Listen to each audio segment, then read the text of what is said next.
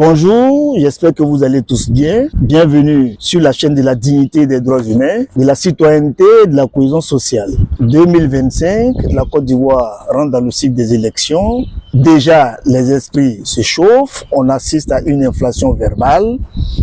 Et pour ce faire, Dignité et Droits Humains a décidé de rentrer, de faire une incursion dans le code électoral et vous ressortir quelques infractions qui y sont contenues. Nous recevons aujourd'hui Maître Coulibaly Ibrahima. Il est enseignant à l'université Alassane Ouattara de Bouaké. Il est défenseur des droits humains. Il est expert en droit international comparé des droits de l'homme. Il nous parlera aujourd'hui de ces quelques infractions contenues dans le code électoral. Bonjour maître. Bonjour Latif. Pouvez-vous vous présenter à nos auditeurs? Oui, je suis Maître Coulibaly avocat, défenseur des droits de l'homme, expert en droits de l'homme, mais je ne suis pas enseignant à l'université. J'ai interviewé en tant que vacataire à mes heures perdues. Le rectificatif était important. Oui, tout à fait. Nous allons rentrer dans le vif du sujet. Alors maître, la première question que je m'en vais vous poser, je suis un citoyen ivoirien, j'utilise par exemple de faux noms, de fausses qualités et de fausses déclarations. J'arrive même à me faire établir un certificat de nationalité en dissimulant mon incapacité électorale. Par rapport à ce cas précis, que dit le code électoral en termes, n'est-ce pas, de sanctions? Là, c'est le code pénal qui va aller voir comment les gens se comportent en cette période électorale-là et puis sanctionner pénalement certains comportements. Pour ce que tu viens de dire, à savoir utiliser de faux noms, de fausses qualités, faire de fausses déclarations ou dissimuler une incapacité électorale pour te faire inscrire sur une liste électorale, eh bien, si tu fais cela, tu encours une peine d'1 an, une peine privative de liberté d'un mois à 1 an et une amende de 30 000 à 300 000 francs. Merci maître pour cette réponse. Mais on veut lutter contre un problème ou un fléau et puis l'amende c'est 30 à 300 000 francs. C'est dissuasif véritablement? Oui, c'est dissuasif. Il ne faut pas oublier qu'il y a l'amende qui est une sanction pénale, mais qui s'ajoute ici à la peine privative de liberté qui part de 1 mois à 2 ans. Ici, le législateur a considéré qu'il s'agit d'infractions politiques.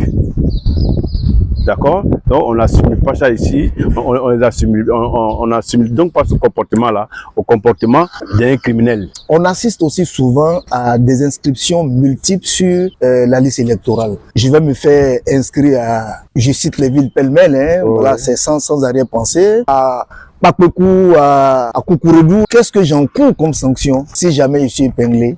Eh bien, si tu procèdes à des inscriptions multiples, c'est-à-dire plusieurs inscriptions comme tu viens si bien de le décrire, eh bien, la sanction, c'est la détention de 6 mois à 2 ans et une amende de 70 000 francs à 700 000 francs. 700 000 francs? Oui. Là, c'est quand même consistant. Oui.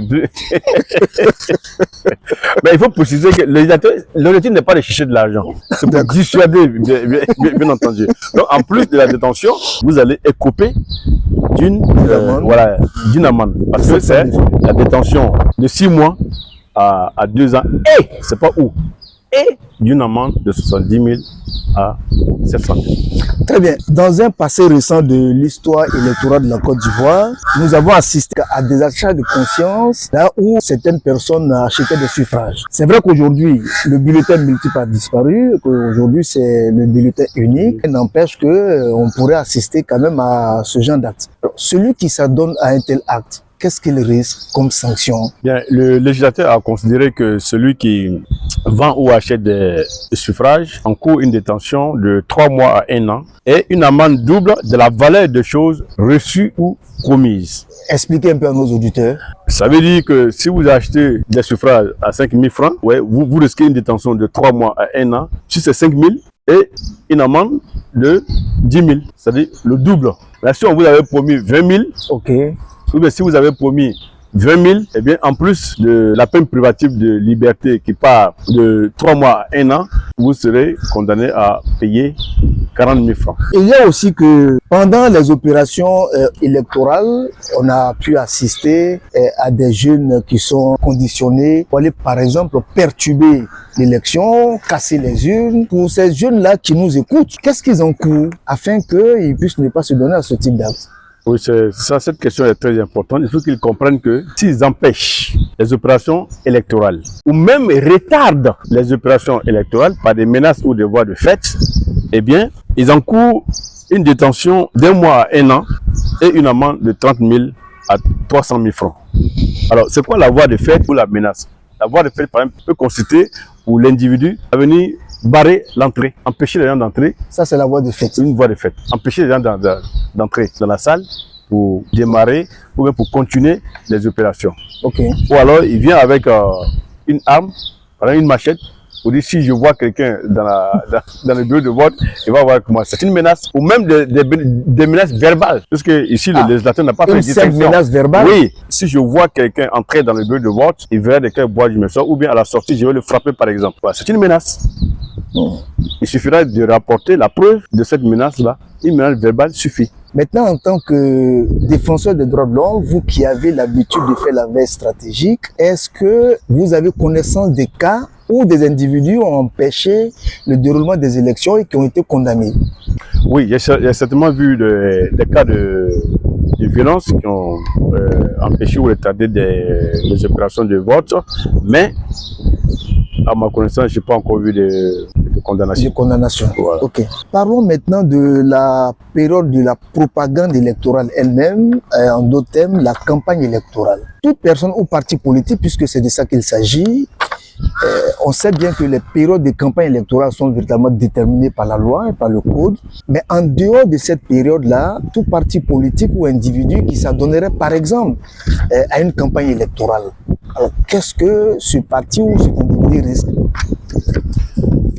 Eh bien, comme tu l'as si bien dit, la période électorale est bien déterminée et bien fixée. De sorte que toute personne qui est en dehors de la période fixée par la loi, s'adonne à des propagandes électorales, risque une amende allant de 2 500 000 à 10 millions de francs. Bon, ici, il n'y a pas de peine privative de liberté.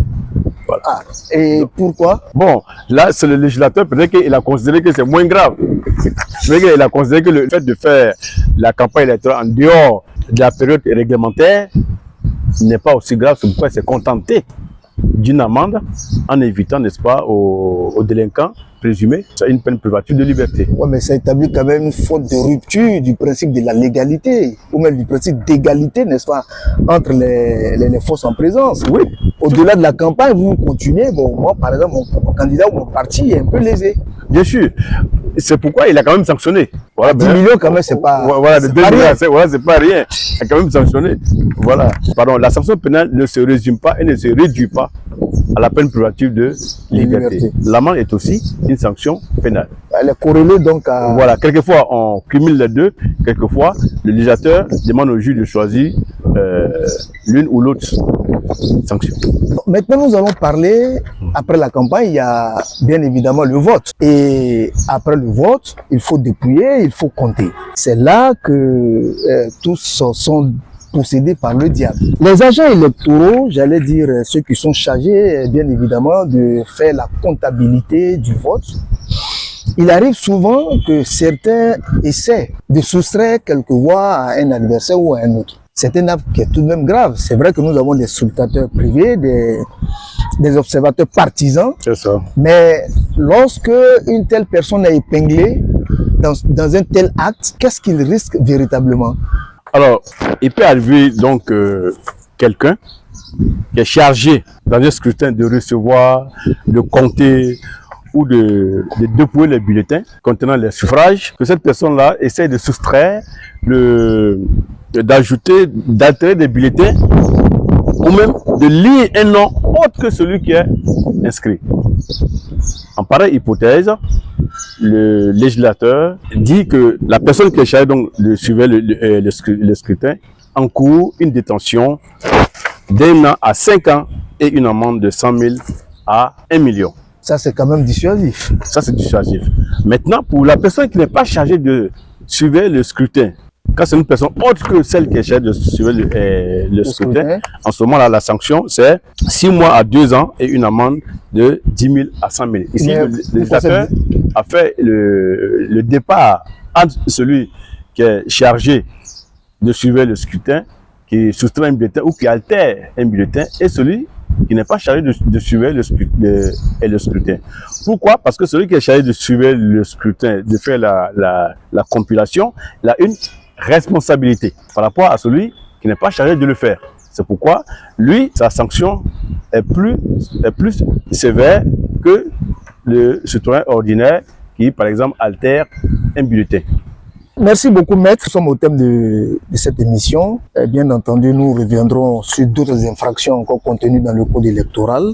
Nous avons voulu faire quand même assez short pour que les gens puissent retenir l'essentiel, sinon la quintessence de cet entretien. En guise de résumé, qu'est-ce que vous pouvez nous dire? Alors, ce qu'il faut retenir, c'est que depuis l'inscription sur la liste électorale jusqu'aux opérations de vote, le législateur a pris soin de légiférer pour criminaliser certains comportements. On l'a dit tantôt, il ne faut pas utiliser une fausse identité pour vous inscrire, faire radier quelqu'un de façon indue sans suivre la procédure qu'il faut, procéder à l'achat ou à la vente des suffrages, empêcher ou même retarder le scrutin de se tenir ou de se dérouler, altérer ou lire à dessein un nom à la place d'un autre. Certains peuvent penser que c'est anodin, mais si c'est le candidat X qui a gagné et que vous dites que c'est le candidat Z, vous attribuez la voix, le suffrage au candidat Z, c'est une infraction. Vous faites bien de le dire parce que très bientôt, on fera une émission sur les techniques de fraude en période électorale. Voilà.